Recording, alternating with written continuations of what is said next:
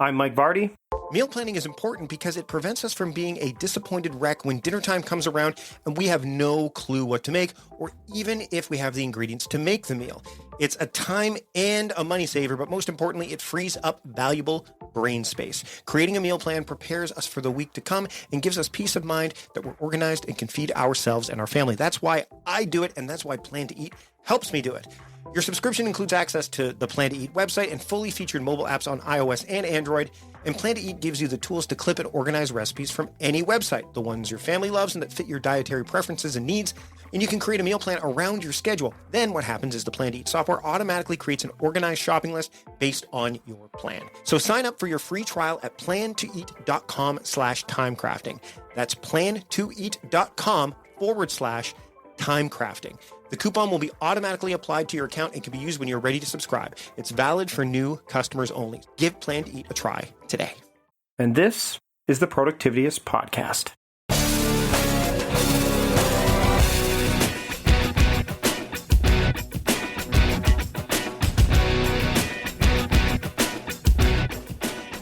So today, as I wrapped up my interview with today's guest, my conversation with Jon Acuff, I thought, maybe I'll wait till next week to record the introduction and the outro. And then I thought, no, that goes against the spirit of this episode, which is all about finishing.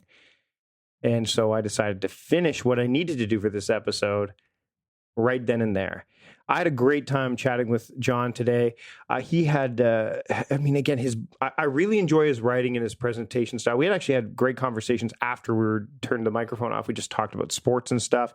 And of course, there's also the bonus episode that all of the supporters of the podcast get. I'll talk more about that at the tail end of this broadcast. But Jon's new book, Finish, the gift it's a great gift. It's a great gift to yourself. There's so much about starting things and, the messy middle and all that, but the finish, we really get into that. We talk about fear, perfectionism, a whole slew of things. So I'm just going to let us get right into it here. Here's my conversation with the very funny, very, affable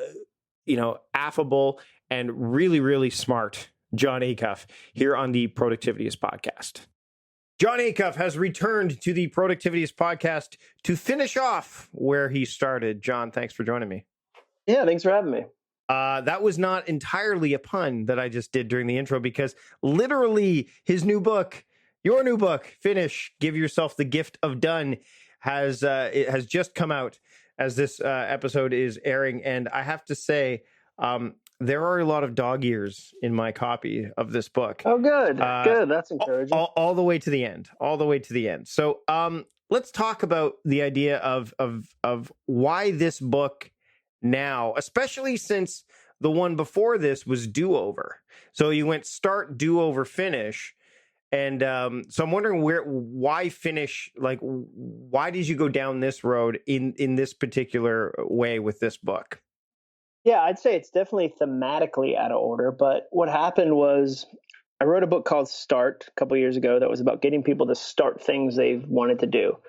And I thought, that was what mattered most. But in the years that followed, people would grab me at conferences or pull me aside at events and say, hey, no offense, I love Start, but I've never had a problem starting. I start a million things. Starting's the easiest thing in the world. How do I actually finish? What does that take to get something done? And I thought, wow, that's a really good question. And I needed an answer for my own life. And so the way I write books is I find a problem that I think I have and a lot of other people have too. And if you look at statistics, 92% of goals fail. And then if you just even look at garages, like how many people have a treadmill that now is used to dry laundry, or how many people bought P90X and were like, I'm going to get ripped, and then didn't. And so I thought, wow, there's something here. And that kind of launched me into this research where for the first time I actually did real research with a researcher from the University of Memphis. And we studied nearly 900 people for a 6-month period to try to get a sense of what does it take to actually finish a goal. I want to talk a little bit about the day after perfect, because you talk about that. I mean, I've gone through the book, like I said, and this is in chapter 1. One of the things you say is the worst part about kind of the idea of starting goals and never completing them, it actually feels terrible. Why do we spend so much time starting things. And it's funny, as we're recording this, I'm in the midst of shall we say, a fallen finish. Like I wanted to get this thing done by the end of August as we're recording this, and it's likely not going to be finished.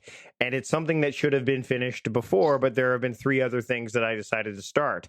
So why do we have these goals? And the research I know you've done kind of talks about this, that we start all these things and then we never finish them, knowing full well that not finishing something makes us feel terrible. Well, I mean, part of it is culturally, it's the part of the process we celebrate. My 14-year-old daughter came home from 8th grade the other day and she said, Dad, there's this poster in our class, and the poster says, the finish line doesn't matter. What matters is the courage to start. And so, like, that's a fun thing to say, but it's garbage. Yeah. Like, if you were in the middle of a marathon and I said, Mike, remember, the finish line doesn't matter. You had courage. You're so brave. Like, your bravery is enough. Like, that would be terrible advice. So I think culturally we teach it. I think that we like to celebrate it. And then we like to leave when people have to do the hard work of the middle and the finish. And so I think that culturally it's that way. The other thing is you have to know that starting will always be sexier, more fun, and easier than finishing. So you just mentioned, okay, I had this thing and then these other 3 things popped up.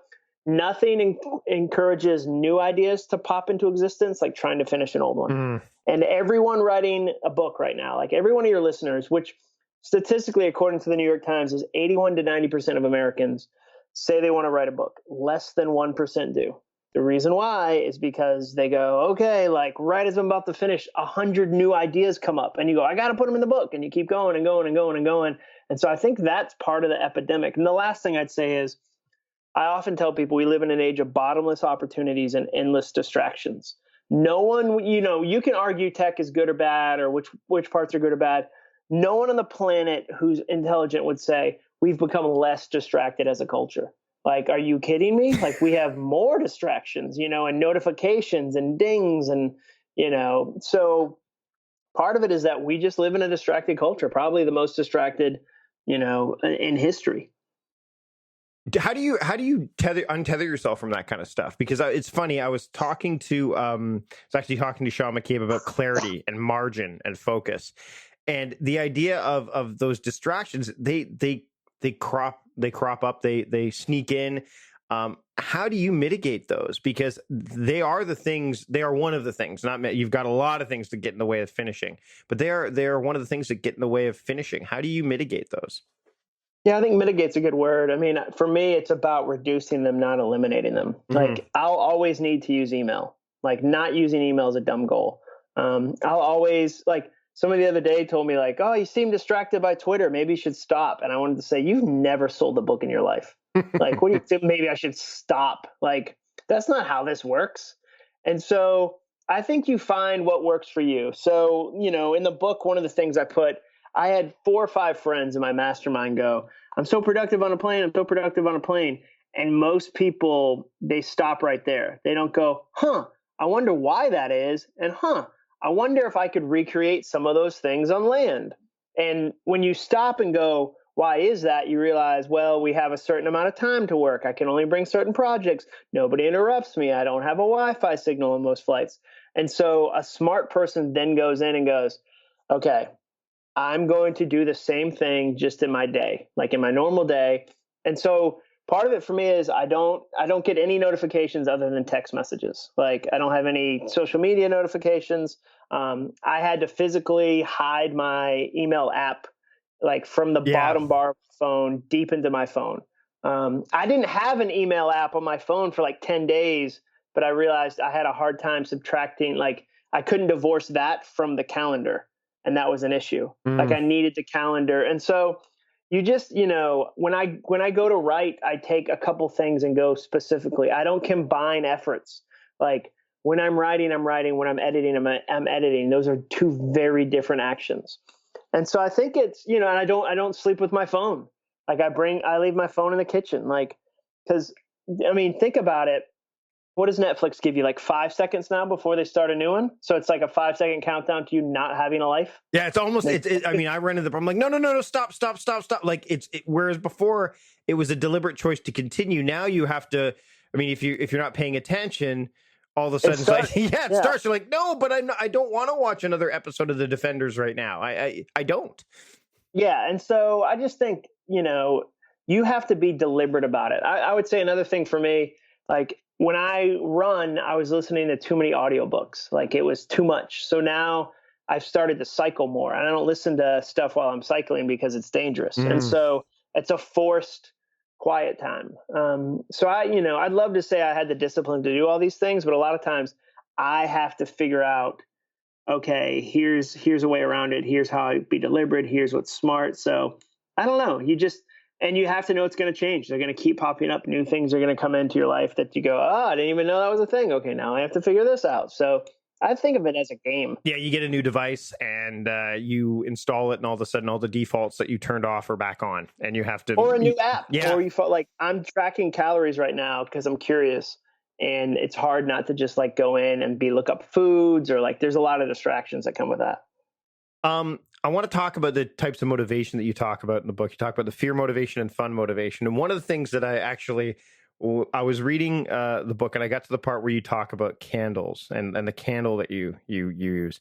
And my daughter and I went shopping, and there was actually, and I don't know if you know this, but there are actual candles that I found some candles. One is the smell is warm, old-fashioned pipe. So I picked up that because I like the smell of a pipe. I don't like what the other after effects of a pipe would be, but it reminds me of like a study. And so that idea that you brought to the book, can you talk a little bit about that? Because you know why I picked up that candle. Obviously there's that I want to have that avatar that it brings, or that kind of trigger that it offers. But you have the candle. Can you tell a little bit about what that candle means to you and how you use it? Yeah, it's just marketing. I mean, it's a triggering effect. Like when you walk into a W hotel, the smell, the texture, the lights, they're using every sense to move you in a certain direction. I mean, at busy times of the day, Chipotle plays faster music to get you to eat faster and leave. So why wouldn't I use those same tricks on myself? Mm-hmm. So one of the tricks for this is I'm only going to light this candle when I'm writing a book. And so it's like an extra reward for sitting down to write the book. Like, is it a big deal? No, of course not. But is it something I look forward to? Yes. I mean, my favorite one of those kind of games, so to speak, is in the book. A guy I know, his wife has a huge like to-do list for him, like change a light bulb, like fix this door. And so he has a jacuzzi. It's his favorite thing. He gets in a jacuzzi. And so he said to himself, before I get in the jacuzzi, I need to do like a 15-minute chore. And now he says, like, if I don't do one, I don't feel good in the jacuzzi. Like, he's so Pavlov'd himself that he's like, this is the thing. Like, he's related them so closely. So I just think you figure out what works for you in that sense, and then you make it a game. The secret rules that you talk about in this book are also pretty compelling. I mean, you bring up stories of actors who chose certain film roles and why they went down this road, and all of a sudden, it opened doors for them to do things that they really wanted to do. Can you talk about how secret rules can impact your way to finish, and maybe a little bit about maybe one of your secret rules that you kind of smoked out yourself? Yeah, so I would tell you honestly that this chapter is my favorite chapter of any book I've written. I just think it's such a helpful idea, and I think it's going to really encourage a lot of people. So the chapter starts with this really interesting story that I heard about cuckoo birds. So the cuckoo bird is what's known as a parasitic brood. So what that means is when it's going to have a baby, it doesn't build its own nest. It finds another bird who already has had eggs in the nest and puts its egg alongside them, and then it leaves. And the cuckoo has a faster incubation cycle, so it hatches first, and the first thing it does is kill all the other birds. Now, the mother bird, not recognizing this different species, usually ends up dying from having to overfeed this huge, massive bird. Because it'll be like a finch with a gigantic cuckoo. And so I relate that to the lies that we've just come to believe over the years, that if we really looked at them, we'd go, wait a second, this isn't my bird. Like, this isn't the truth. Like, what are you doing in this nest? And so I relate, I'll give one example of a friend and then I'll share one of mine. So my friend, super powerful executive for Viacom, gets a job traveling from New York to LA, decides, okay, I got to get new luggage, like hip new luggage. So he gets new luggage. It's painful. It's the shoulder strap digs in. It's great looking, but it's like a lot of things. It sacrificed function for form. And so he's at the airport one night and he sees this woman, business dressed woman walking through the airport, and she looks calm and peaceful, and she's wheeling a bag. And he had to stop and say to himself, wait. When did I start to believe that wheels don't count? And that was one of his rules. And so that's what I mean. A lot of times when you work with people, whether they're your employees, a friend, and you go, they're so close to getting it right, why do they always sabotage? It's often because they have a secret rule they believe. Money is bad is a secret rule that a lot of people believe. I had a friend at dinner tell me, that CEO makes $20 million a year. How do you think he sleeps at night? And I wanted to say, like, probably on Hungarian down pillows, like very comfortably. And his secret rule was a certain amount of money is evil. And so I would say one of my secret rules, I guess one of my secret rules would be that people don't want to be bothered. Like, friends don't want to be bothered. And when you ask them for help, it bothers them. And the truth is, because you always have to find the truth is friends love helping friends. Like, when for the launch of this book, I just had to be super vulnerable. Like, I don't like asking friends with platforms to help. I don't like, but for this book, because I think it's the best book I've ever written, I wanted it to sell. And in order for that to happen, I had to be brave enough to say, it's not true that my friends don't want to help. In fact, they're usually excited when I ask them for help. So I'm going to do that. And so I had to work on that secret rule. And a lot of times, high performing people, like my favorite one in the book, and she says it's crazy. She knows it's crazy. I'm not saying anything she wouldn't say. This woman said, hey, one of my secret rules is that to be in shape and to be fit is slutty, and to be out of shape is more humble. And she said, I know that's crazy, but that's what I tell myself. And I thought, like, a lot of times you've inherited them from parents. Like a mom, my friend's mom, I have a friend really successful, multimillionaire. His mom used to say, anybody who has that much money is probably doing something illegally. And he finally had to say to her one day, like, Mom, you raised me, that's not how I live life. I make a lot of money. That stop saying that. That's just not true. And so, yeah, that concept to me, I think could be a whole book. Let's talk about the idea of data now, because I've become more fascinated with it as well as of late. I'm a very qualitative person, and having read your books before, there's a qualitative nature to your book, to all of your writing that I found. And when you start to do 30 Days of Hustle, you're now applying quantitative data to it. And all of a sudden you're starting to do research, and data is something you dive into in this book. What have you always been a bit of a data person, just kind of quietly behind the scenes analyzing things and then searching for like the qualitative relationship to that data? No, dude. No, it's so unnatural to me. Yeah. It's so, I'm 41 now, so I'm like, wait a second.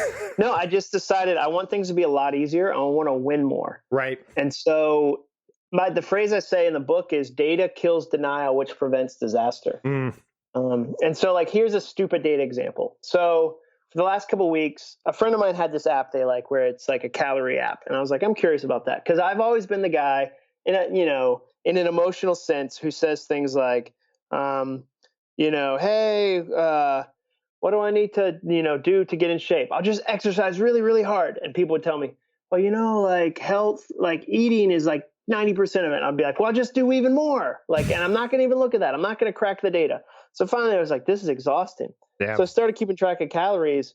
And like, here's an example of data.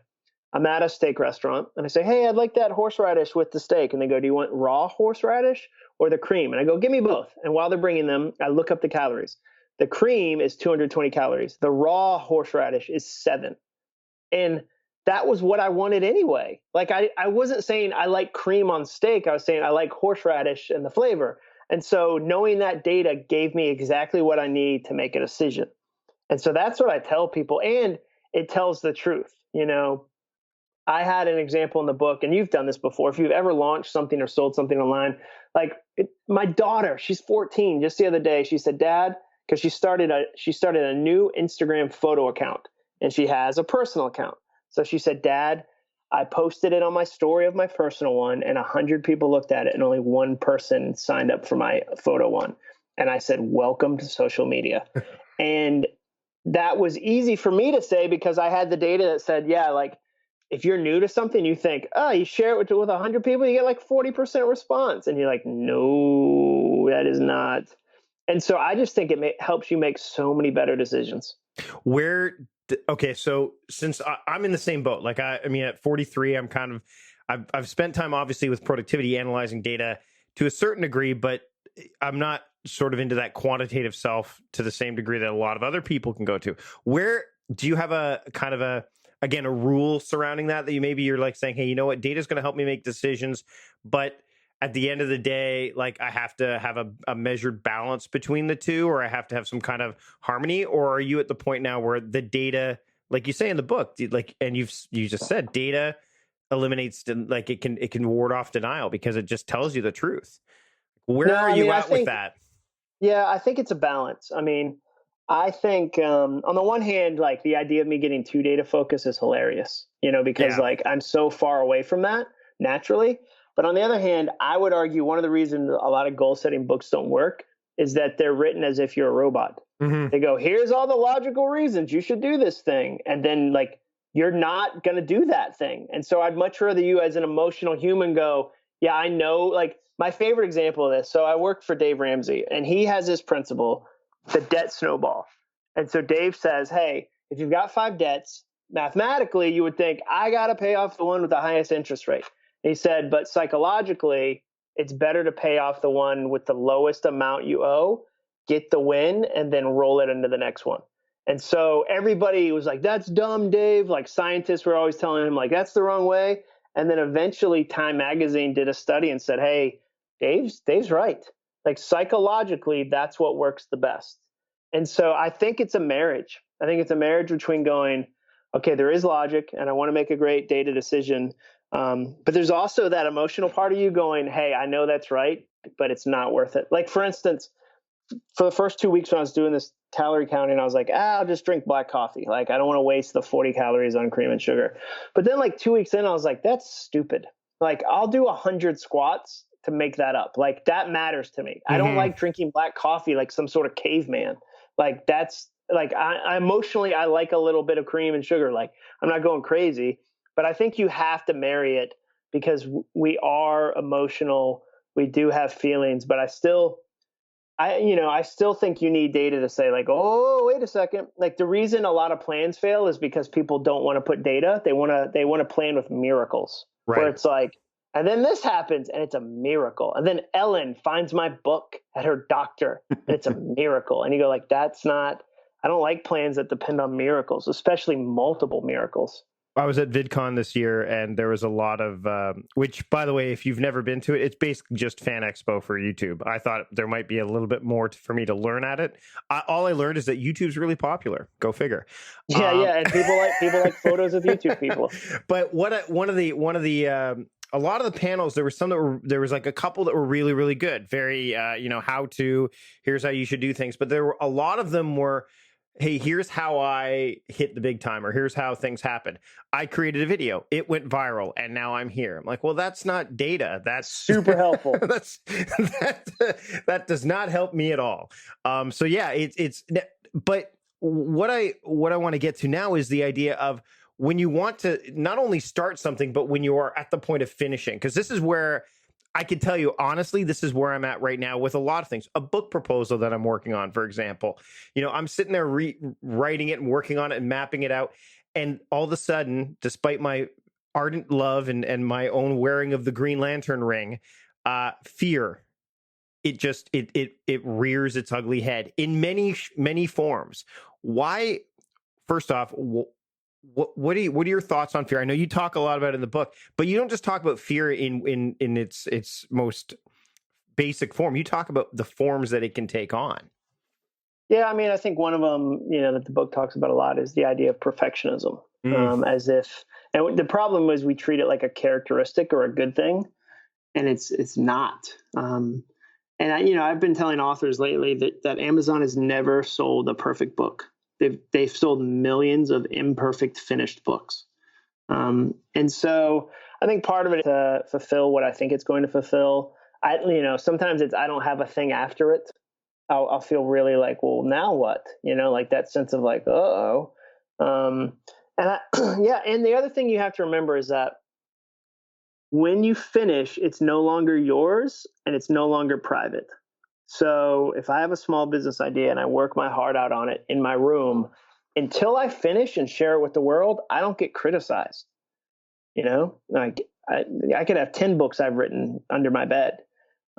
So the finish, that's why you can't overestimate the intimidation of the finish line, where you say, okay, people are going to know this, like people are going to judge this. I remember Tim Sanders, great author, said to me, "Hey, do you want to know what Kurt Vonnegut, the author, said to me?" And I was like, "Oh my gosh, of course." And he said, Kurt Vonnegut said Mark Twain would have killed himself if Amazon reviews existed when he was a writer. And I thought that was really interesting, because he's right. Like he didn't have to deal with that. So I just think it just becomes this buffet of possible pain. And if you over focus on that versus what will happen when you finish, you miss it. And the other thing is, like, here's the thing nobody likes to talk about, Mike. You don't control the miracle. Like, you send your work out there, and then you really, like, every YouTuber there who is telling people how they like went viral, it's garbage. Like, it was a series of things outside of their control. Like, I don't control Kathy Lee Gifford finding my book at her doctor's office and having me on the Today Show. Like, I don't. Like, I know my efforts will sell an X amount of books, but I don't control 250,000. Like, I wish I did, dude. Like, I would sell that. It would be a video course, like, whatever. But I think that's part of it too, is that sense of vulnerability and admitting the part I control is over and here we go. I want to touch on one more thing before we wrap up, and that's the idea you dove into the idea of perfectionism, but I want to talk about the idea of those goals. And how goals, we feel like we have to have a lot of them in order to move forward, and we end up kind of sabotaging ourselves because there's a lot of goals that we have and we never fully realize them. You talk about the idea of goals in the book and how some of them, the idea of SMART goals and things like that and where that fits in. Can you touch on that a little bit more? Because I know there's a lot of people. In fact, we're going to see Leo Babauta at Jeff Coynes' Tribe Conference. He's got the no goals that he talks about, right? So where do you sit on goals when it comes to the idea of how they can impact what you finish and how you finish? Yeah, it's always funny. Like, sometimes when people say no goals, they're using a different word, and they're like, have purposes. Oh, okay, fine. That's vernacular. Like, and the idea of having no goal is a goal. Like, that's what's like, Yep. If you want to do something deliberate, call it a goal, call it a plan, call it a desire, whatever. I think part of what I hope to do with this book is to attack and refute popular goal statements that aren't helpful and actually hurt you. So one of the approaches that's very popular is to say, oh, you've got a financial goal, you need a physical goal, and you need a relational goal, you need a spiritual goal. And so what most books do is say there's 7 parts of your life, you need a goal for each one. But Mike, if you told me, like, John, I'm going to learn Norwegian, I wouldn't say learn 6 other languages too. That would be terrible advice. If you were training for a marathon, I wouldn't say train for 6 other events, like train for an archery tournament. And so and again, it's counterintuitive. And I think, like, some of the rah entrepreneur people aren't going to like me necessarily. But the reality is that, the less you are able to focus on, the more you get to focus on those things. And so, for instance, I think, every goal should start with, what am I going to suck at during this time? So, and that can be a million different things. In the book, I tell the story of my yard was garbage when I had kids under the age of 3. It wasn't the time for me to have a good yard. Like, there's some dads out there listening that their golf game should suffer when they have a newborn because they're not playing 6 hours, on the weekend. Like, that's not failure. That's, deliberate kind of putting something down. So that's what I like to do. So I like less goals. I don't like to prioritize them. I think that's the biggest time trap in the world, because you try to prioritize them perfectly and you never will. I like to have a handful of goals going at the time. I like to have some big ones that are far out. Like I want to ride I got a new bicycle. I want to ride it 10,000 miles, and then I'm going to buy a new mountain bike. But I'm not worried about that 10,000 miles, because that's 4 years out probably. I'm more like, how many can I get this week? How many can I get this week, and move it on? So last question. The book is finished. The book is now finished. You're done it. I mean, there's all the marketing and the post-production. How does it feel? It feels good. I mean, I think, it's intimidating. I think as an author, this landscape is intimidating. I always tell authors, like, if the size of the Lego department at Barnes & Noble doesn't scare you, you're not paying attention. Like, whole shelves of books have been eaten by Harry Potter puzzles. Like that's a real thing. Or I'll say, hey, next flight you're on, walk down the aisle and count books versus videos people are watching. And like, dude, it is not encouraging. And so I think the selling of books is challenging, but I'm excited to get it into people's hands. I think it's my most accessible book. I've been really excited. I had a company buy 5,000 copies, because every company I talk to says our people could be better at goals. They could be better, and we want it to be fun. So I'm excited about it. I'm just excited about learning new things about how to serve an audience. Well, I will say I've read all of the books you've put out, and we've had you on the show before to talk about Do Over. Sure. And this is, I say this is your best book to date. Thanks. That means a lot. I appreciate that. It's really quite good. And of course, if you've never seen Jon speak before, I've had the pleasure of seeing Jon speak at World Domination Summit. Again, a killer speaker. So if you ever get a chance to see Jon speak in person, entertaining, informative, everything you want in a speaker and everything you want in a podcast guest. Jon, where can people get the book right now? And is there anything else that you're doing that you want to share that maybe you've started that now people can take a look and see the progress, so that when it's finished, they can kind of be part of that process as well?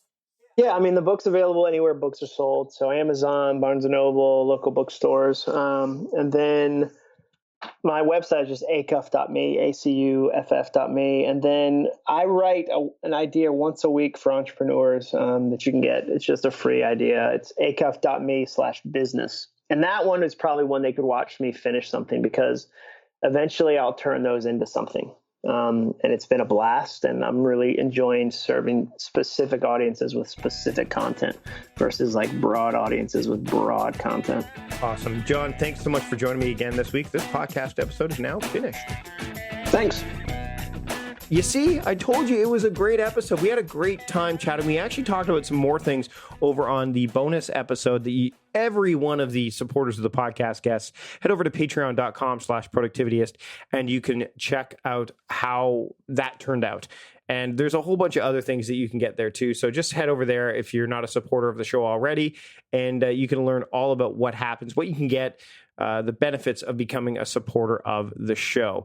Thanks to Jon Polstra for putting this episode together. Thanks to my team for helping make this show possible. And thanks to Jon Acuff for joining me today. I'm really looking forward to spending more time with him.